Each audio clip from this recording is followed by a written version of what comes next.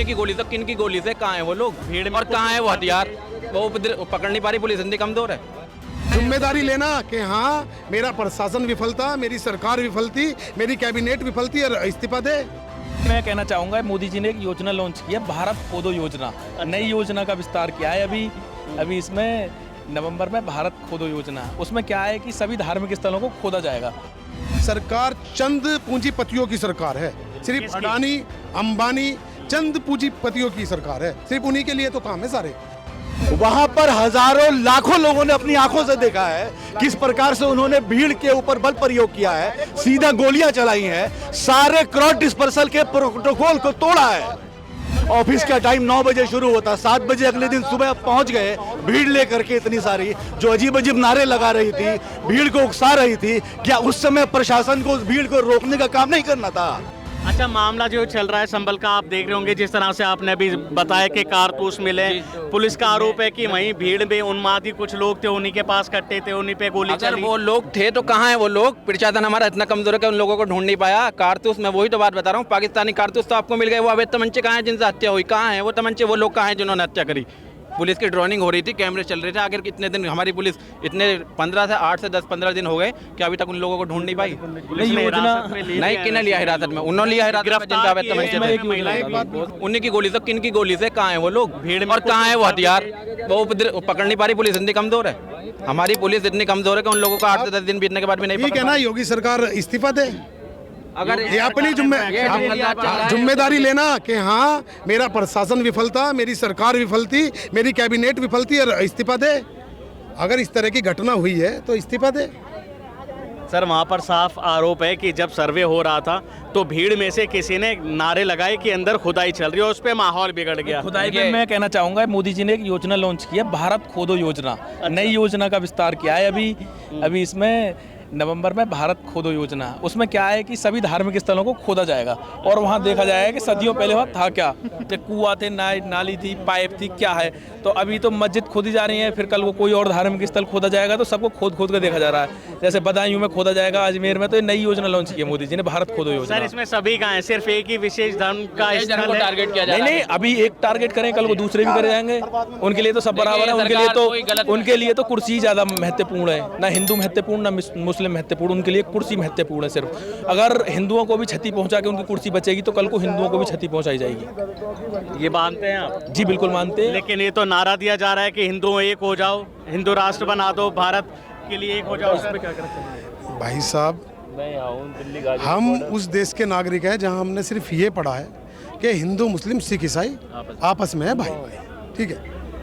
हमारा लोकतंत्र भी यही कहता है, एकता, अखंडता और धर्मनिरपेक्षता, ठीक है। हमारा संविधान भी ये कहता है कि आप आओ और देश के विकास में एकजुट होकर देश की तरक्की में सहयोग करो। हम उस देश के निवासी हैं। अब ठीक है ना, कोई भी पार्टी अपनी वोट बैंक के लिए अपने प्रोपेगेंडा को स्थापित कर सकती है, पर ये बहुत ज़्यादा दिनों के लिए नहीं है। अच्छा सर, उस पर क्या कहेंगे जब सीएम योगी मंच से खड़े होकर कहते हैं बटोगे तो कटोगे?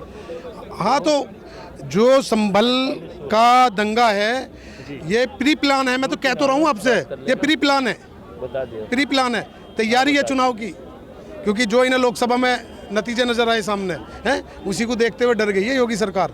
अब इसी तरह के नारे आएंगे, कटोगे तो बटोगे, अब यही इसी तरह के होंगे मुद्दों से भटकाने के लिए। क्योंकि रोजगार की बात होगी ना, इस देर में बेरोजगारी की बात है ना। ये तो मुद्दे कोई छेड़ नहीं रहा ना, रोजगार के, महंगाई के, बेरोजगारी के, शिक्षा के, पढ़ाई के। भाई साहब, शायद आपने अभी बीते संसद का सत्र नहीं देखा। सबसे ज्यादा अगर कोई बेरोजगारी पे बोला तो राहुल गांधी बोला, जिसने कहा कि आंकड़े दे दो ना, देश की जीडीपी का आंकड़ा दे दो ना, जो आपने रोक रखा है कि हमारी विकास दर कितनी है। अब कैसी बात कर रहे हो? हर रोज संसद में वो उठ रहा है, इसीलिए तो इस तरह की। मैं यही कह रहा हूं सर, लेकिन सरकार से तो कोई नेता इन मुद्दों पर बात करने के लिए राजी नहीं। सरकार क्यों देगा? सरकार चंद पूंजीपतियों की सरकार है, सिर्फ अडानी अंबानी चंद पूंजीपतियों की सरकार है, सिर्फ उन्हीं के लिए तो काम है सारे।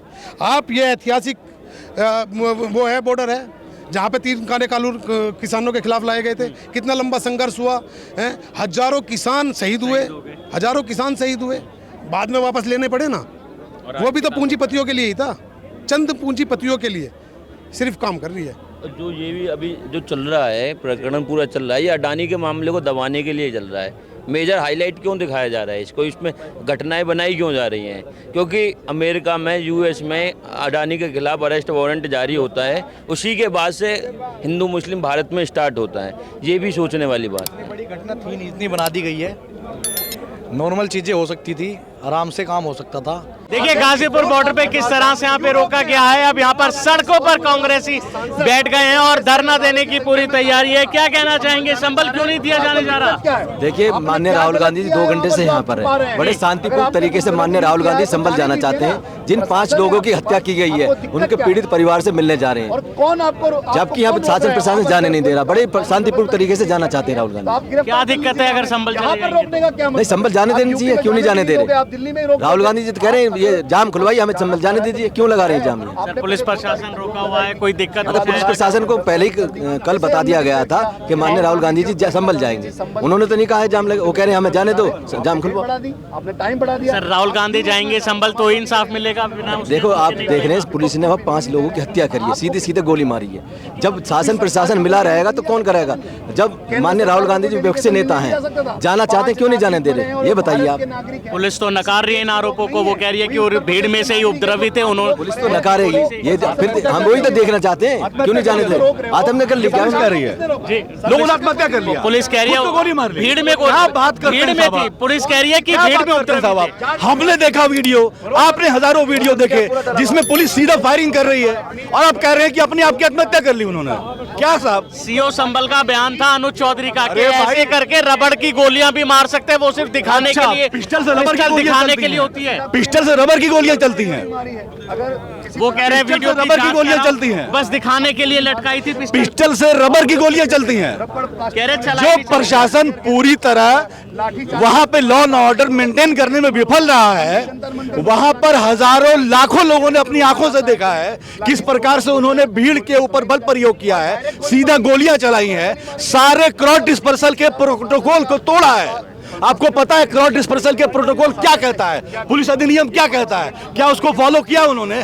उस सीओ से आप एक्सपेक्ट कर रहे हैं कि सच बोलेगा, वो अपनी गलती को कबूलेगा? वो जिसे लॉ की परवाह नहीं, जिसे प्रोटोकॉल की परवाह नहीं, जिसे संविधान की परवाह नहीं, जिसे लोकतंत्र की परवाह नहीं, आप एक्सपेक्ट कर रहे हैं कि वो अपनी गलती कबूलेगा? क्या बात करते हैं साहब? उन्होंने कहा कि भीड़ को काबू करने के लिए कानून के दायरे में जो हो सकता है पुलिस ने वो कानून के दायरे में साहब आप सीधा फायर करके लोगों को मार देंगे? आंसू गैस चलाइए, लाठी चार्ज कीजिए, हवाई फायर कीजिए, रबर बुलेट चलाइए, ये सारे प्रोटोकॉल होते हैं। वाटर कैनन चलाइए, सीधा फायर करेंगे? क्या वो बाहर से आए लोग थे? इस देश के नागरिक नहीं थे? हमारे आपके भाई नहीं थे? जवाब दीजिए साहब। आप आपके माध्यम से पूछ रहा हूं मैं, सीधा गोली मार देंगे आप? उनको रोकना था लॉ एंड ऑर्डर सिचुएशन को खराब होने से, तो उन 500,000 उपद्रवियों को कौन नहीं रोका जो उस सर्वे टीम के साथ चले आ रहे थे अजीब अजीब उकसाने वाले नारे लगाते हुए? उनको रोकना चाहिए था, क्यों नहीं रोका उनको? जब पहले दिन सर्वे सही से हो गया, दूसरे दिन भीड़ लेके आने की क्या जरूरत थी? उन्होंने बोला कि सर्वे में जो काम रह गया था वो पूरा करना था। तो भीड़ लेके आएंगे साहब आप? पहले दिन किसी ने रोका था आपको सर्वे करने से? आप शांतिपूर्वक आए, आपने सर्वे किया, सर्वे करके चले गए। ऑफिस का टाइम 9 बजे शुरू होता, 7 बजे अगले दिन सुबह पहुंच गए, भीड़ लेकर के इतनी सारी जो अजीब अजीब नारे लगा रही थी, भीड़ को उकसा रही थी। क्या उस समय प्रशासन को उस भीड़ को रोकने का काम नहीं करना था? करना चाहिए था ना। उस भीड़ को आपने रोका नहीं, वहां पे इलाके में दंगा भड़कने दिया, उसके बाद आप आए, आपने स्ट्रेट फायरिंग करके लोगों को मार दिया। ये न्याय है? ये लोकतंत्र है? आप जवाब दीजिए, आपसे पूछ रहा हूं मैं। सर, मैं सवाल कर रहा हूं, लेकिन उसके बाद योगी सरकार एक्शन में आ गई है। योगी सरकार ने बोला है कि योगी सरकार इंसाफ दे लोगों को। योगी सरकार उनके खिलाफ कार्रवाई कर रही है, बोल रही है जो पत्थरबाज थे उनके पोस्टर लगाए जाएंगे, वसूली की जाएगी। देखिए, योगी सरकार तो प्रोपेगेंडा बना रही है। अब नहीं, जितना लेट कर रही है, राहुल गांधी जाना चाहते, क्यों नहीं जाने दे रहे? ये लेट इसलिए करे, पहले 2 तारीख थी, अब 10 तारीख, क्यों नहीं मिलने दे रहे? पीढ़ी जो 5 लोग मारे गए उनके परिवार से क्यों नहीं मिलने दे रहे? आप ये बताइए। उनसे दिक्कत क्या है मिलने में? नहीं मिलने, सवाल तो हम भी कर रहे हैं। नहीं तो मिलवाए ना, क्यों रोक रहा प्रशासन? राहुल जी को जाने दे। अच्छा, संभल घटना पे क्या कहते हैं? प्री प्लान थी या?